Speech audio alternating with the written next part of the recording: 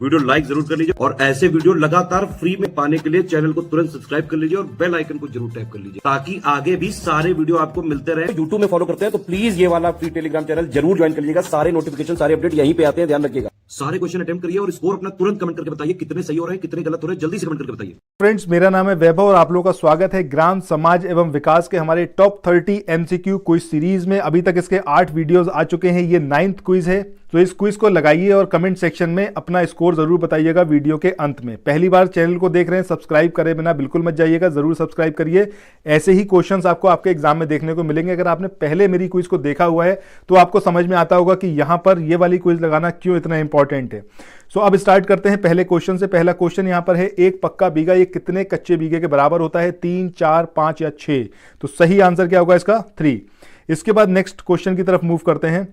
अगला क्वेश्चन जो यहां पर दिया हुआ है वो है आपका, लेखपाल के द्वारा फसली वर्ष में की जाने वाली पड़तालों में रवि की जो फसल होती है इसकी पड़ताल कब से कब तक करता है लेखपाल?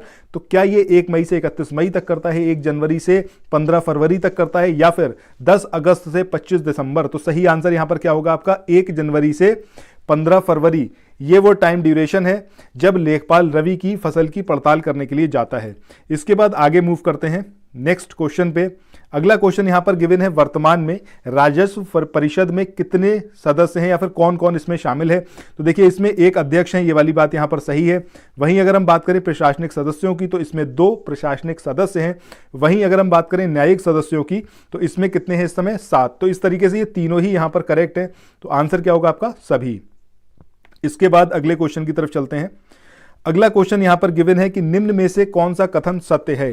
राजस्व परिषद के प्रशासनिक सदस्य प्रशासनिक और न्यायिक कार्यों का संपादन करते हैं। This is correct. दूसरा, यहां पर अगर हम बात करें तो न्यायिक सदस्य राजस्व वादों का निस्तारण करते हैं केवल। तो ये वाला स्टेटमेंट भी यहां पर करेक्ट है। तो both the statement here are correct. ठीक है। सो नेक्स्ट क्वेश्चन पे चलें। अगला क्वेश्चन यहां पर दिया हुआ है कि राजस्व परिषद का कौन सा अनुभाग जो है वो मुख्य कार्यों के अतिरिक्त ग्राम सभा द्वारा आवंटित भूमि पर कब्जा दिलाने से संबंधित कार्य देखता है? ठीक है, मतलब जो उसका मेन फंक्शन है वो तो परफॉर्म करता ही है, इसके साथ ही ग्राम सभा के द्वारा जो आवंटित भूमि है उस पर कब्जा दिलाने से संबंधित जो भी कार्य है उनको भी देखता है। तो क्या ये अनुभाग 3 है, अनुभाग 4 है, अनुभाग 2 है या फिर अनुभाग 1 है? तो इसका जो सही आंसर होगा वो क्या होगा आपका? अनुभाग 2। ठीक है, याद रखिएगा अनुभाग 2 का ये कार्य है। इसके बाद आगे चलें अगले क्वेश्चन पर। अगला क्वेश्चन यहां पर है आपका दाखिल खारिज के बारे में।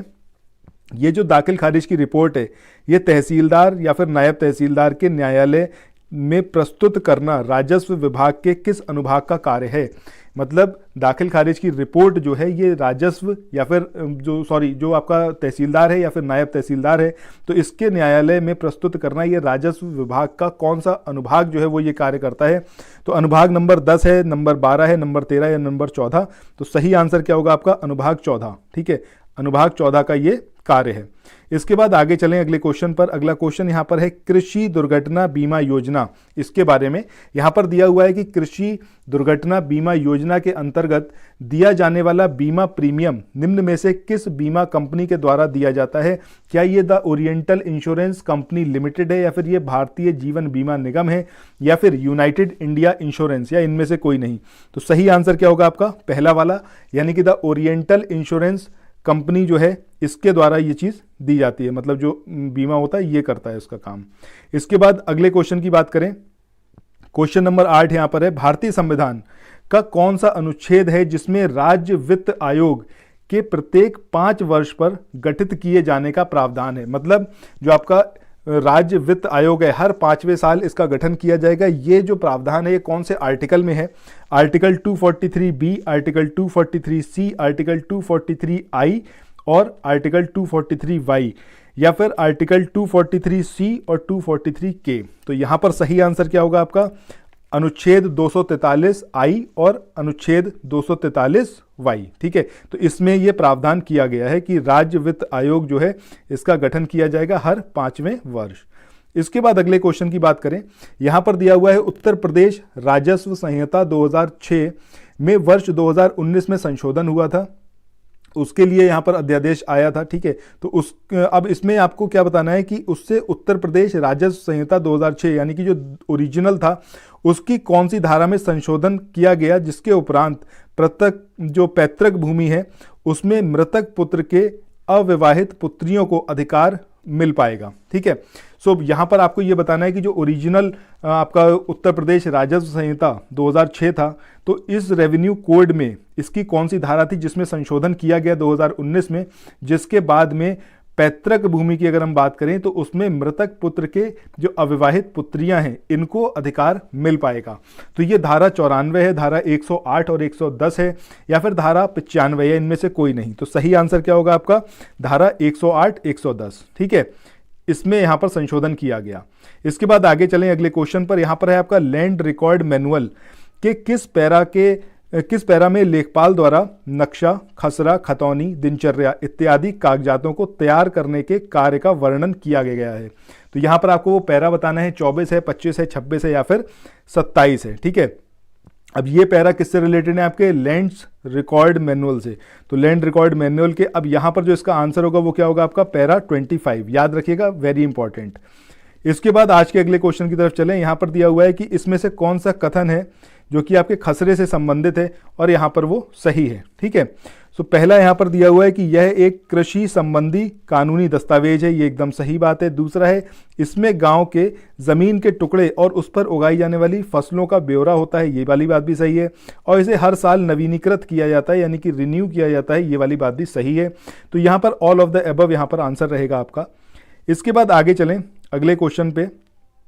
अगला क्वेश्चन यहाँ पर है सीमा घोतक चिन्हों की सूची निम्न में से किसमें नत्थी की जाती है? खेवट में, खसरा में, खतौनी या फिर डायरी। तो यहाँ पर आपको क्या बताना है कि जो सीमा घोतक चिन्ह है यानी कि जो आपका बाउंड्री मार्क्स है ये किसमें यहाँ पर अटैच किए जाते हैं, आपको ये बताना है। तो इसका सही आंसर क्या होगा आपका? खसरा, ठीक है। खसरे में इनको नत्थी किया जाता है। इसके बाद आगे चलें अगले क्वेश्चन पर। अगला क्वेश्चन यहाँ पर है दाखिल खारिज की प्रक्रिया जो होती है वो कब की जाती है?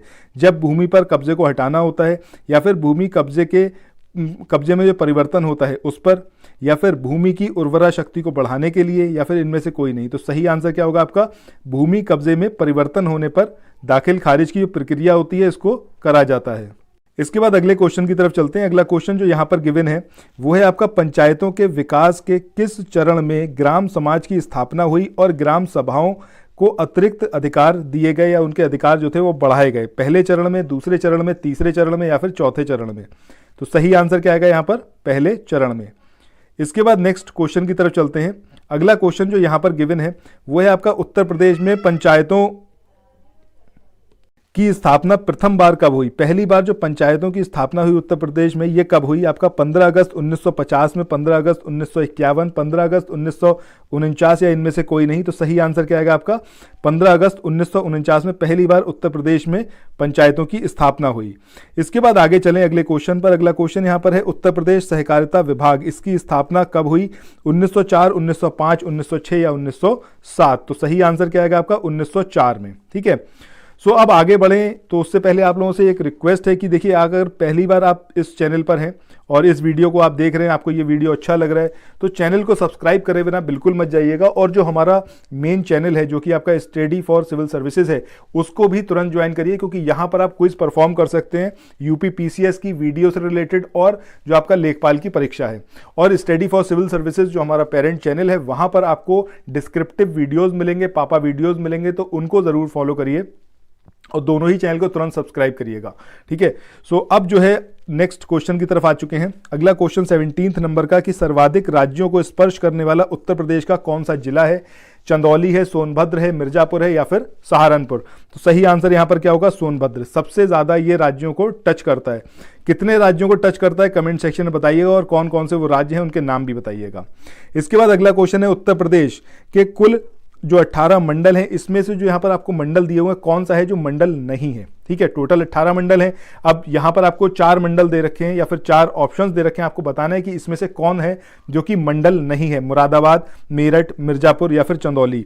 एंड आई होप कि आपको ये चीज़ पता होगी अच्छे से। 18 मंडल यूपी जीके है एकदम एग्जैक्टली आपका ये, ठीक है। तो सही आंसर क्या होगा आपका? ये चंदौली।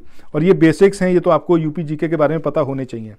इसके बाद अगले क्वेश्चन की बात करें, यहां पर बात हो रही है कि उत्तर प्रदेश राज्य महिला आयोग की जो वर्तमान अध्यक्ष है इनका नाम क्या है? सरला चौधरी है, विनीता सिंह है, विमला बाथम है या फिर श्यामा प्रसाद। तो सही आंसर क्या होगा आपका? विमला बाथम। ये जो है इस समय उत्तर प्रदेश राज्य महिला आयोग की अध्यक्ष हैं। इसके बाद आगे मूव करते हैं अगले क्वेश्चन पे। अगला क्वेश्चन जो यहाँ पर गिवन है वो है आपका पोषण संवर्धन की ओर एक कदम। ये जो अभियान है इसमें 3 थीम है, तो कौन सी है जो तीसरी थीम है? ठीक है, पहली यहाँ पर दे रखी है आपके मातृ पोषण, दूसरी है यहाँ पर बाल पोषण, तीसरा यहाँ दे रखा है प्रथम 1000 दिवस, या फिर ये तीनों ही जो है तीसरी वाले की ही थीम बना दी गई। तो यहाँ पर देखिए इसका सही आंसर क्या होगा आपका? प्रथम 1000 दिवस।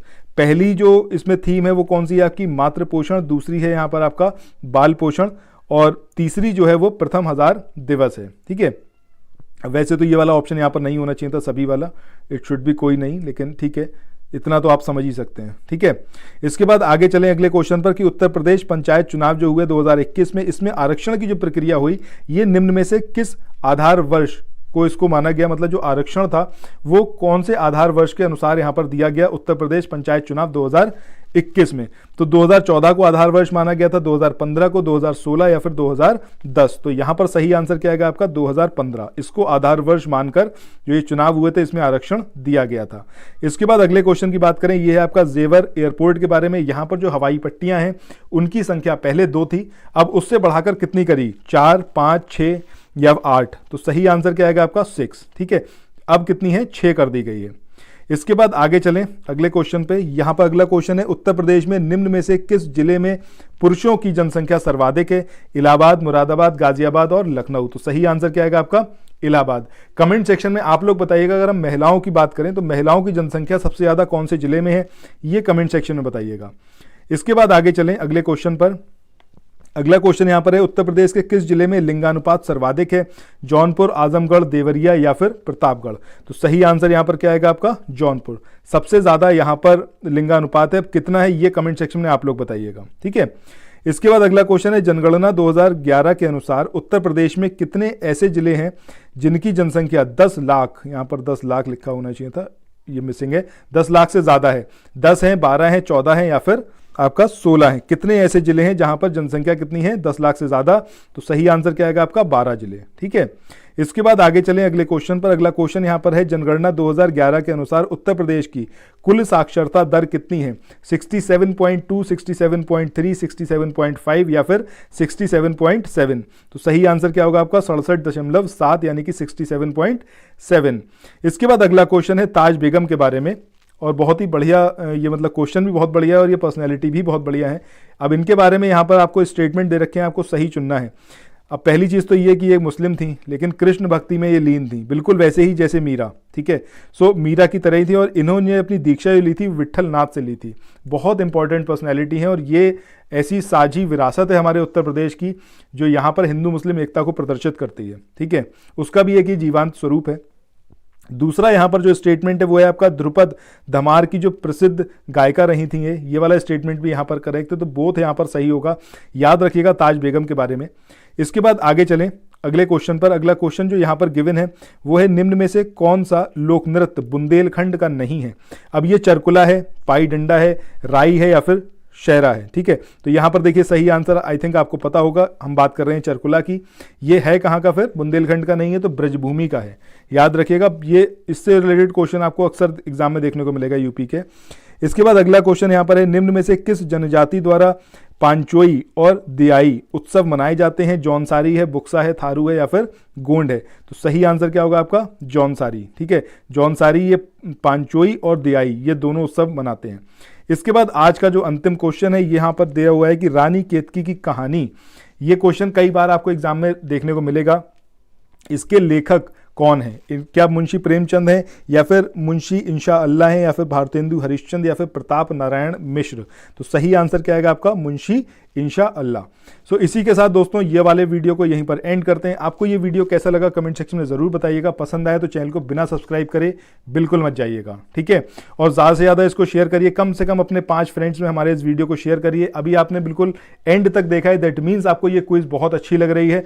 सो मैं ये चाहूँगा कि कम से कम इस पर व्यूज़ तो आप लोग बढ़वाइए, कम से कम जितने भी आप सोशल मीडिया प्लेटफॉर्म पर आपके प्रेजेंस है वहाँ पर शेयर करिए हमारे चैनल को, और मेरे मतलब मेरा नाम से ही आप कर सकते हैं, अदरवाइज कैसे भी करिए, लेकिन हमारे इन वीडियोस पर व्यूज़ नहीं आ रहे हैं। This is the basic problem. और आपको पसंद भी आ रहा है, सो पसंद आ रहा है तो कम से कम व्यूज़ आने चाहिए, ठीक है। जल्दी से जल्दी आप इसको सर्कुलेट करिए हर चैनल पर, जहाँ पर भी आप हैं, जिस भी सोशल मीडिया प्लेटफॉर्म पर हैं, ठीक है। तो फिर मिलते हैं नेक्स्ट वीडियो में। Till then thank you so much, have a nice day, bye bye.